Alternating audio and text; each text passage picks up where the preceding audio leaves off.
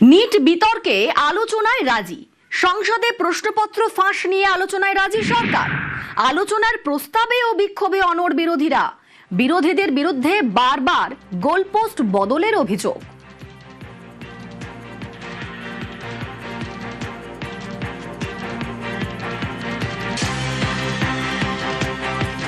हमें इसका राजनीतिकरण नहीं करना चाहिए और इसमें से राजनीतिक लाभ लेना उचित नहीं है।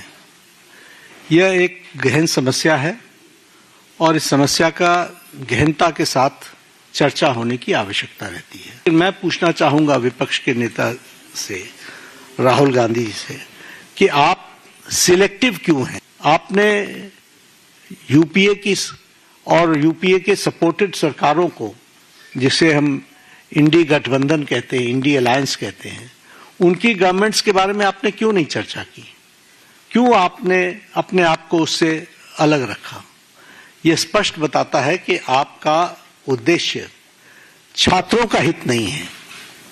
आपका उद्देश्य एजुकेशन में बढ़ोतरी हो, एजुकेशन की क्वालिटी में बढ़ोतरी हो, स्टूडेंट्स को जस्टिस मिले, इसमें आपका इंटरेस्ट नहीं है। आप स्टूडेंट्स के विषयों को, डिमांड्स को लेकर के आप पॉलिटिकल माइलेज लेना चाहते हैं, राजनीतिक रोटियां सेकना चाहते हैं, जो कि दुर्भाग्यपूर्ण है। এই মুহূর্তে দাঁড়িয়ে সিজেপির থেকেও সবথেকে বেশি প্রশ্ন কিন্তু বিরোধীদের নিয়েও।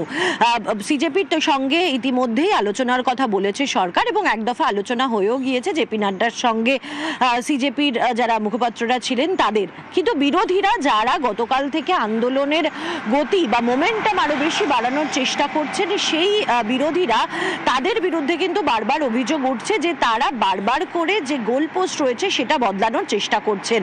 কেন?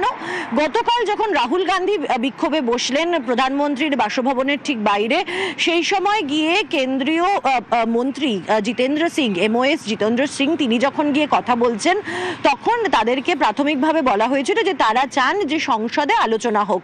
গতকাল পার্লামেন্টে গিয়ে স্পিকারের কাছেও তারা এই বক্তব্য তুলে ধরেছিলেন, কিন্তু সেই আলোচনা যখন করতে সরকার রাজি হলো তখন গিয়ে নোটিশ দেওয়া তো দূরস্থান, আলোচনার জন্য লোকসভা এই আলোচনা থেকেই পিছিয়ে যাচ্ছে। ফলে এই জায়গাতেই বারবার করে প্রশ্নটা উঠছে যে বিরোধীরা আদৌ আলোচনা চান বা আলোচনার মাধ্যমে এই সমস্যার সমাধান চান, নাকি তারা ইস্যুটা জিইয়ে রেখে বিক্ষোভটাই করে যেতে চান। अत्यंत दुर्भाग्यपूर्ण है कि हमारे देश के छात्रों और नौजवानों को कुछ लोग अपने राजनीतिक स्वार्थों की पूर्ति के लिए एक राजनीतिक औजार के रूप में इस्तेमाल करने का प्रयास कर रहे हैं। हमारे छात्रों की हर चिंता को सुनना और उसका समाधान करना ये हम सबकी जिम्मेदारी है। हम इस बात के लिए भी पूरी तरह से प्रतिबद्ध हैं कि किसी भी व्यक्ति, विशेषकर हमारे छात्रों और नौजवानों के साथ किसी भी प्रकार का अन्याय न हो। और विपक्ष के कुछ नेताओं द्वारा मैन्युफैक्चर्ड एक सेंस ऑफ एंगर, आक्रोश लोगों के अंदर केवल जनता, विशेषकर बच्चों के नौजवानों को भ्रमित करने और गुमराह करने का मैं मानता हूं कि एक यह असफल प्रयास है।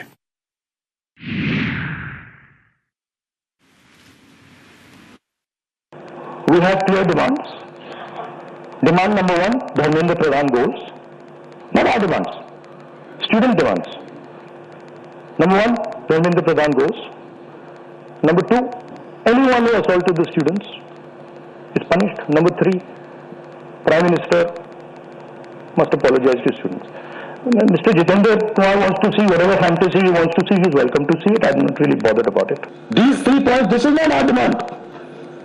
This is the students' demand, which we are fully backing. This is not negotiable under any circumstances.